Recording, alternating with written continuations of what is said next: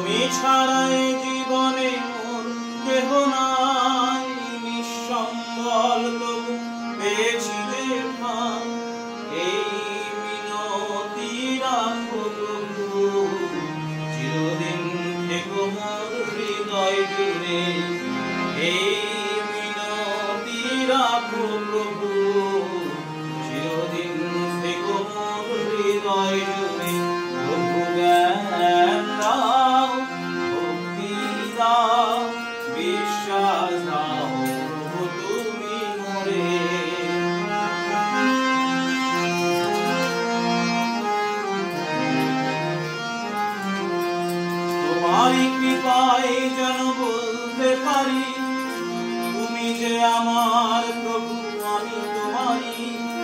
তোমারই কৃপায় যেন বলতে পারি তুমি যে আমার প্রভু আমি তোমারি।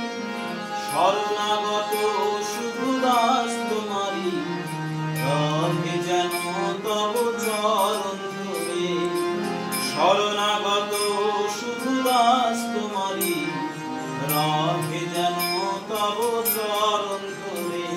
প্রভু জ্ঞান দাও, ভক্তি দাও, বিশ্বাস দাও, প্রভু তুমি মোরে।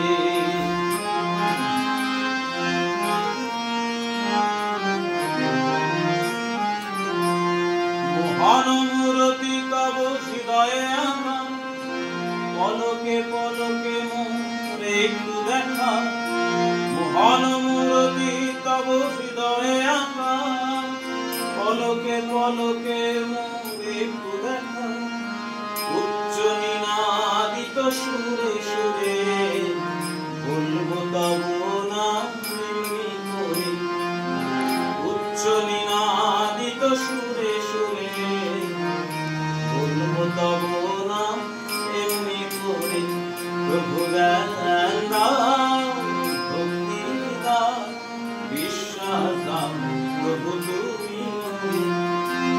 তোমারি নাম তোমারি গান, তোমারি নাম তোমারি গান গাইব আমি সারা জীবন ধরে। প্রভু জ্ঞান দাও, ভক্তি দাও, বিশ্বাস দাও, প্রভু তুমি মোরে। বিশ্বাস দাও, প্রভু তুমি মোরে। বিশ্বাস দাও, প্রভু তুমি মোরে। জমিদার বাড়ির ছেলে ছিল, বাংলাদেশের বরিশালে তার জন্ম। তারপরে যখন দেশ ভাগের এসব সমস্যা হয় তখন ভগবানকে আর কি এইবার বাংলায় চলে আসতে হয়, ভগবানের পুরো পরিবারকে। তখন ভগবানদের ভীষণ নানা রকম অসুবিধার মধ্যে দিয়েও যেতে হয়েছিল। তখন ভগবান যেই বাড়িটাতে ওনারা থাকতেন, তো ওনারা ঠাকুরদার কথা আর কি এরকম যে আমাদের বাড়ির কুকুরটাও এইটুকু ঘরে কখনো থাকে না, মানে এইরকম পরিবার থেকে তারা ছিল।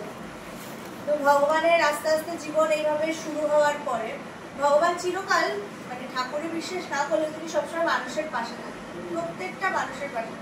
তখন ওই ট্রেন যেত, ট্রেনের ওই পাওনা প্রচুর টাকা পয়সা সব কিছু রয়েছে, আমার সব কিছু রয়েছে, রেলে তখন চাকরি করতেন, আমার বাবার এত কিছু রয়েছে, কিন্তু কোনোদিন তোকে হাসতে দেখি, সবাই গম্ভীর হয়ে থাকে। কিন্তু এই মানুষটার যা কিচ্ছু নেই, কালকে কি খাবে সেইটুকু নেই, এই মানুষটা হাসছে কোথা থেকে? তো তার ভেতরে প্রথম প্রশ্ন আসে, আমি এরকম হাসতে চাই, এই হাসিটা কোথা থেকে, এই হাসি কোথা থেকে আসে যে কিছু না থাকলেও তিনি হাসতে পারছেন। তারপরে ওই হাসিতে, হাসির আকর্ষণেই তার গুরুদেবের কাছে যাওয়া।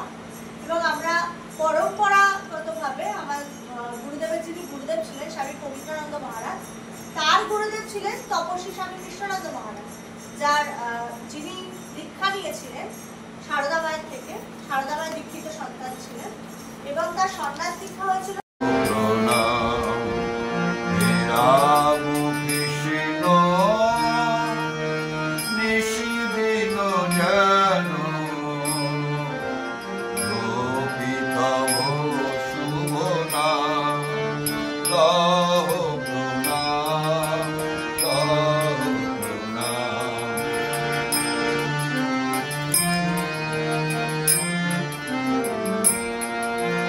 যত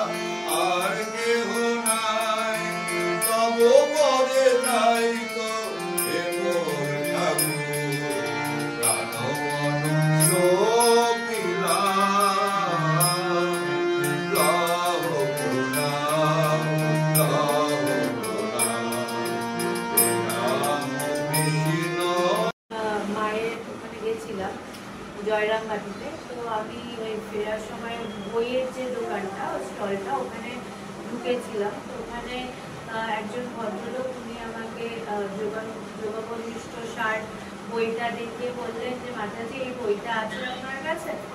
আমি বললাম যে হ্যাঁ এই বইটা আছে।